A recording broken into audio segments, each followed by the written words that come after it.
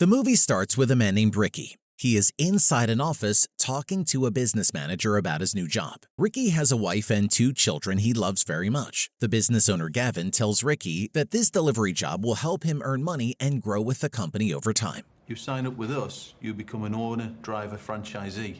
Yeah, I've been waiting for an opportunity like this for ages. Ricky feels hopeful about it. They go outside to look at the delivery van that Ricky will be using. Gavin continues to be friendly and confident. He says the business is shared between him and the drivers, but later we find out that this isn't true. The van is very expensive and Ricky has to pay for it in small amounts, 416 euros every month. It's clear Ricky didn't realize he was taking on debt, not freedom. When Ricky gets home, he tells his wife Abbie about the new job, but Abbie thinks it's too much money to spend on the van. It's £416 a month. Can you not get a company van? Ricky believes that if he works hard, he can make enough money, maybe even 1,200 euros a week. Abbie is worried because they already don't have much time together, and this job will keep Ricky away even longer. Ricky then suggests they sell their only car, which is the one Abbie uses to visit her clients. Abbie refuses.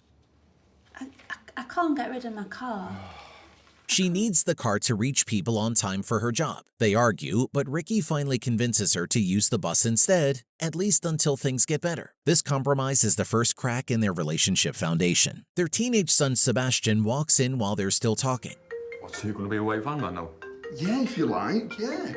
Abbie tells him that Ricky has started his own business. Seb looks at the pictures of the new van and seems to support his father's decision. The next morning, Ricky starts his first day at work. He's excited and ready to begin. He loads boxes onto the van. Then Gavin gives him a scanner and tells him it's very important. You get a 1-hour time slot to get them done, and you don't miss them, ever. If Ricky loses it, he'll have to pay for it. The scanner keeps track of every package. Once Ricky scans an item, he becomes responsible for it. While driving to make his deliveries, Ricky faces his first problem. A traffic officer doesn't let him park near the delivery address. She warns him to move or get a ticket. Now, if you don't move, then you're going to get a ticket, okay? Frustrated, Ricky drives off to his next stop. At the same time, Abbie is with one of her clients. She works as a caregiver for older people. Abbie's job requires not just effort, but emotional strength. Each day, she visits different homes to help them get ready for the day, cleaning them, making breakfast, and giving them medicine. This time, her client is a frightened old woman hiding in a closet. She thinks someone broke into her house. You in the house? Are you sure? I promise you it's... Abbie talks to her gently and helps her feel safe. Her kindness and patience show that she's not only a good worker, but also a loving mother. Her next client is an old man who may have had an accident and needs a new diaper. How are you getting on? Oh, it's so pet. Take your time. We'll get you freshened up. Abbie helps him clean up without any signs of anger or frustration. Meanwhile, Ricky continues delivering packages across the city. Some customers ask him to bring the boxes inside, especially when they look sick or weak, and he happily helps them. He finishes his deliveries for the day. Meanwhile, Abbie gets on a bus to return home. On the way, she calls Seb. Seb, did you get my message? I've had the text from the school again. She's gotten a message from his school and tells him to behave or they'll call his dad, which might make things worse for him. Even a brief phone call shows how overwhelmed she is with responsibilities. Back home, their daughter Liza comes from school and makes herself some cereal. Later at night, she sits with Seb. He shows her a graffiti artwork he and his friends like. Yeah, but like, it means a lot to me, you know what I mean? After midnight, everyone is asleep. Seb quietly climbs out of the window to go meet his friends. He is a troublemaker and doesn't listen to his parents. Liza notices that Seb has sneaked out. She goes into the living room where her parents have fallen asleep. She picks up their mugs, switches off the TV, and gently tells them to go to bed. Just past 11:30. Oh, God, we need to get to bed. Ricky then gets up, hugs her, and both he and Abbie go to their bedroom. The next day, Ricky reaches work and sees Gavin in a loud argument with another driver. Someone's smacked into the mirror, into me wing mirror, clean off. Gavin wants to change the man's route and give it to someone else. The driver is furious and starts shouting at Gavin and the other workers. Gavin asks if anyone wants to take the extra route for more money. More money, more precises. Ricky, you've been racing around without any fuss. Do you want a better route? Ricky agrees. However, the angry worker feels disrespected and yells at Ricky. He even loses control and attacks Gavin.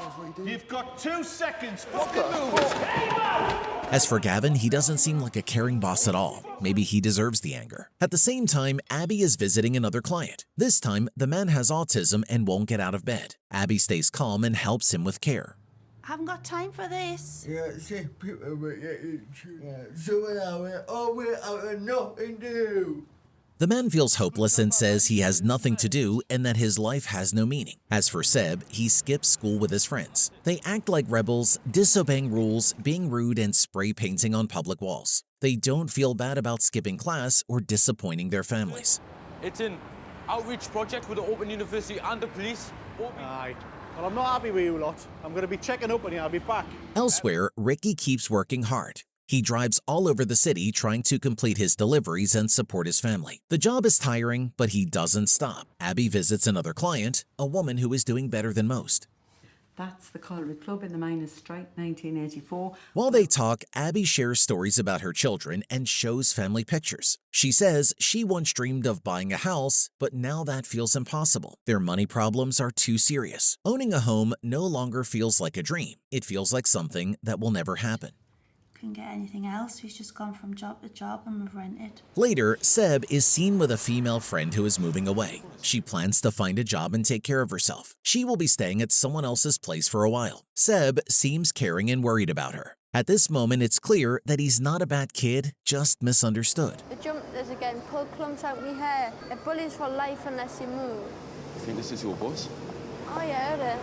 That night, Ricky checks Seb's bag and finds spray paint cans. He becomes upset and questions him. Seb defends himself, saying they're fighting back against unfair ads. Ricky and Abbie think he's being too dramatic. Seb speaks to them in a rude way. Ricky worries Seb will get suspended from school, but Seb doesn't care. How many days off have you had in the last month? The argument becomes emotional. Abbie ends up crying. The next day, Ricky takes Liza with him to work. She helps him with deliveries, and they enjoy spending time together. It's a rare and sweet father-daughter moment. At the same time, Abbie is waiting for a bus. She talks to someone from her agency on the phone. Nobody listens to us, so I'm just going to make the call myself. Calm down. Are you going to pay us me extra hour? She's upset about her low salary and how she now uses her own money to visit clients since she no longer has her car. Her work is difficult and she has to deal with elderly people who can no longer clean themselves for very little pay. It's shocking how little reward she gets for such emotionally draining work. You wouldn't leave your mum in a state like that. Nobody would. That night, the whole family sits down for dinner. They talk, laugh, and enjoy the moments, even though life is hard. In the middle of dinner, Abbie receives a call from the new client, the elderly woman who just got home from a wedding. She has been waiting for 3 hours, and no one is there to help her into bed. Abbie feels like she has to go, especially since the woman's family isn't answering their phones. If I don't say to her, I won't sleep. I'll get a taxi. Yeah. How about we'll all just go in your van, yeah? I mean, it might be a bit cramped, but one of us... Abbie thinks about taking a taxi, but Seb suggests they all go together in Ricky's van. He says it can be a small family trip. Ricky disagrees at first, but eventually says yes. After dinner, they all get in the van and head to the woman's house. When they arrive, Abbie enters the house while the others wait outside. Inside, she finds the old woman sitting on a couch soaked in urine. The woman wanted to use the bathroom, but no one was there to help her. Abbie feels sorry for her and gently comforts her. Let's get you a nice bath run, eh? That would be lovely. Right. Come on, look at me, and I want you to listen. After they return home, Abbie and Ricky lie in bed and talk. Abbie is surprised that Seb even mentioned spending time together as a family. She feels a bit proud that he is starting to act more normally. I'm really worried he's going to get kicked out of school. I just feel like I'm not here enough. Both Abbie and Ricky know they haven't been fully present in their children's lives. They also know they struggle to earn their children's respect, but they still try their best. Before sleeping, they share a deep kiss and make a promise to stay committed and support their family no matter how hard it gets. The next morning, while Abbie waits at the bus station, she calls Ricky. He's driving to deliver packages to an apartment, but she has bad news. Seb has caused trouble again at school, and now the school wants to suspend him. There's nothing I can do. I can't get anyone to cover me. And nobody could get suspended. Both parents are required to attend a meeting to talk about Seb's behavior and what should happen next. Ricky feels stressed and disappointed. His son keeps making their lives harder. He also gets frustrated with the customer he's delivering to, who refuses to show any ID. Go and get your fucking ID now, or I'll ram your parcel down your fucking throat. All right. Ricky is tired of always being polite and finally loses patience. Later at work, Ricky is approached by Gavin, his supervisor. Gavin calmly asks if Ricky took the van out with his family on Saturday. At first, Ricky seems unsure, but then admits he was with his kids. He thinks it's his own business and doesn't see the problem. My insurance, my daughter. I thought it was my business. But Gavin reminds him that even though it's Ricky's van, they work under a franchise, and things like that can't happen again. At home, Ricky sees Seb and Abbie sitting with a letter from the school. Seb is suspended for 14 days and must attend his classes online during that time. But there must be clear consequences for violent behaviour. This news frustrates Ricky even more. He notices the way Seb looks at him with disrespect. This leads to an argument between Ricky and Abbie. Abbie, I don't know. I've been running around like a blue-ass fly all day. I've not even had anything to eat. Abbie expresses how tired she is and says she feels like nothing she does is ever enough. Even though she always makes sacrifices for the family, she feels invisible. Frustrated, she leaves the house. Abbie goes to the only place where she feels safe and free, the old woman's house. The kind woman brushes her hair and tells her that everything will be okay, that she's a good wife and a good mother. Another show round town. The woman's comforting words touch her deeply, and she finally allows herself to cry and let go of her bottled-up feelings. This is one of the most emotionally raw scenes, grief meeting comfort. Meanwhile, back at work, Ricky talks to Gavin again. He tries to explain what's going on with his family, especially Seb's behavior. I'm just having some problems at home at the minute with my teenage son.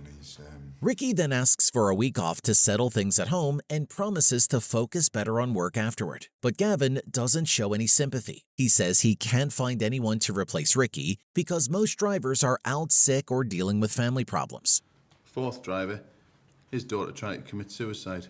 Ricky then asks for just 3 days, but Gavin still refuses. He says he doesn't care if people think he's mean. He just needs the job done. All they care about is price, delivery, and the item in the hand. Ricky goes back to work feeling exhausted. Just before leaving, he gets another phone call. This time, it's worse news. Seb has been caught stealing from a store. One parent must go to the police station to get him. Ricky tries calling Abbie, but she doesn't answer. With no choice left, he abandons his delivery job to go help Seb. Gavin sees Ricky leave and yells at him. He warns Ricky that leaving now will delay deliveries and cost him his day's pay. You will pay through the f***ing nose for this. Ricky doesn't argue, but it feels like too much. The pressure is unbearable. At the police station, Ricky finds Seb being questioned. The officer explains how serious this is. Seb is now marked as a young offender, and it could affect his future as an adult. The officer tells him to think about his actions and appreciate the family that shows up for him. Many kids don't have that. Ricky sits beside his son in silence, hoping Seb listens this time. Sebastian, do you understand what I'm trying to say to you? But when they get back home, Seb doesn't seem to care. During a serious talk, he keeps looking at his phone. Ricky talks about how much trouble Seb caused today, the embarrassment, the money, and the time lost. Seb doesn't react, he just scrolls. You just don't give a shit, do you?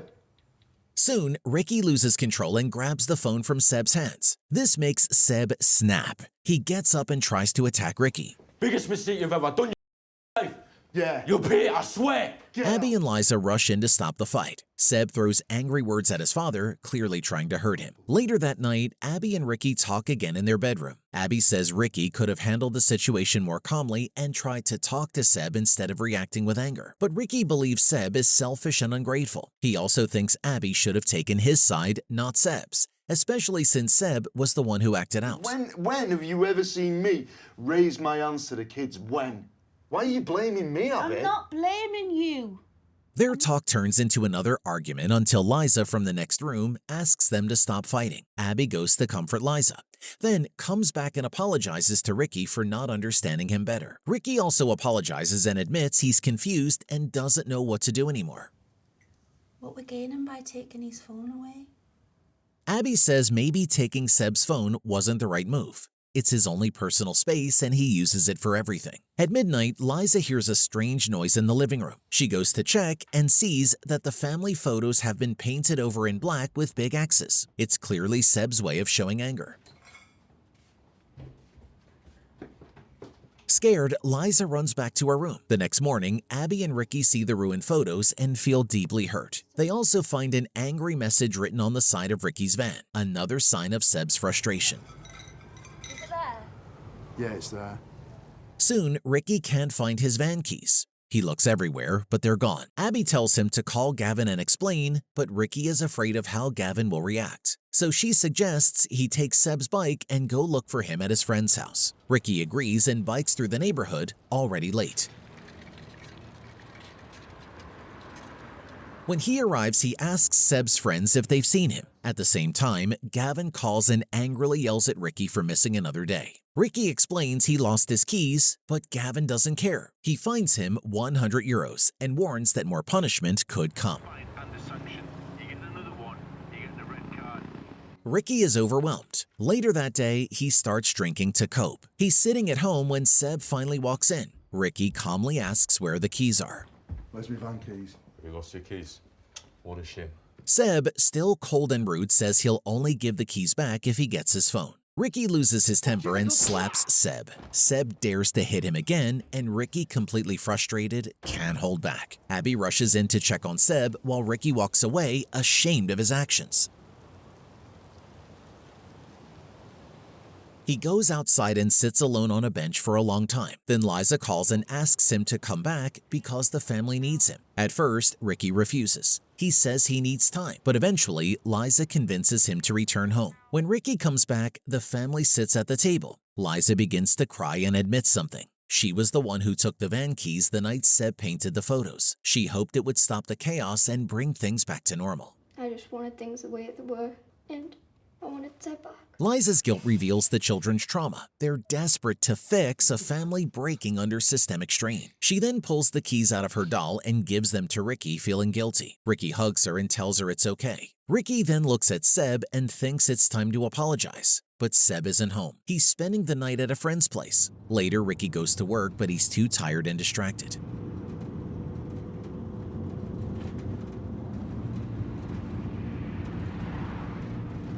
While driving, he falls asleep and nearly crashes into oncoming traffic. He wakes up just in time and pulls over, shaken. After calming down, Ricky returns home and walks into Seb's room. He finds Seb's notebooks and paintings, many of them filled with strange codes and question marks. Abbie joins him.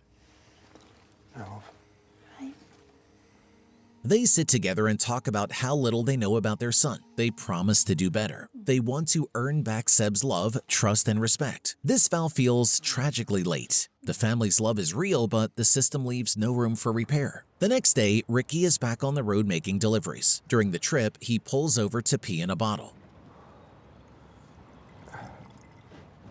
However, just then, a group of young robbers appear. They attack him. Some punch him while others steal the packages from the van. They even break the scanner. One of them throws the bottle of pee at him in disrespect. After they leave, Ricky is left on the ground, hurt, broken, and unable to move. We see him struggle to get up, but his body gives up. He is left alone, stuck between life and death. Soon, Abbie and Ricky wait at the hospital, hoping to get help in the emergency room. After some time, Abbie goes to the front desk and asks about Ricky's X-ray results. The receptionist tells her that the results will take 3 more hours. Soon after, Ricky gets a phone call from Gavin. Ricky tells him that the van is fine, but he's currently in the ER. Gavin doesn't react kindly. Instead, he tells Ricky that he must pay for everything that was lost. The cost is very high, and Ricky's family can't afford it. Gavin also says Ricky needs to find someone to replace him as a driver until he feels better.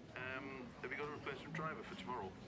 Hang on a minute. Abbie hears this and gets very upset. She grabs the phone from Ricky and talks to Gavin herself. She questions how this can be called self-employment when Ricky can't even take time off to recover without worrying about his job. She reminds Gavin that Ricky already works 14 hours a day, 6 days a week. How do you get away with this? How does your company get away with this? She's angry that the company treats workers like this and asks how they're allowed to get away with it. Then she tells Gavin to leave her family alone and swears at him before hanging up. After the call, Abbie gets emotional. She tells the people nearby that she is a caregiver and truly cares about others. It's just her life situation that makes her feel hopeless. I'm really sorry. I don't Abbie, come on. I don't. Ricky gently takes her away and they both leave the hospital. On the way out, they tell the nurse that they will come back the next day to get the x-ray results. Later that night, while Abbie and Ricky are asleep, Seb comes home. He is shocked when he finds out about the attack on his dad. He checks on Ricky and asks if he's okay. Ricky is happy to see him and says sorry. Seb tells him it's all right and offers to stay near his room in case Ricky needs help. All right, I'll be in the next room just in case you need me, okay? Yeah. The next morning, Ricky quietly wakes up and makes himself a cup of coffee with a little milk. Then he writes a short note for Abbie that says, "Sorry, don't be angry at me, I'm okay." But in reality, he's still in pain and not okay at all. Even so, he leaves the house and gets into his van to go back to work. Seb hears the engine and runs outside, standing in front of the van to stop him. Wind down the window. Ricky says he's only going to the hospital to get the x-ray results, but it's clearly too early for that. Seb begs him not to go and says he should focus on healing instead of worrying about money. But Ricky insists that everything will be better in 6 months. Until then, they have bills to pay and he needs to work. I've got to go to work. I have not got a choice. Abbie soon joins them and also tries to stop Ricky. Both of them plead with him, but Ricky still backs the van out and drives away, leaving the neighborhood. As he drives off, tears fill his eyes. He feels deeply sorry for everything. And with this scene, the movie concludes with a tragic end. The open-ended finale forces us to ask, is this resilience or is it surrender to a system designed to break them?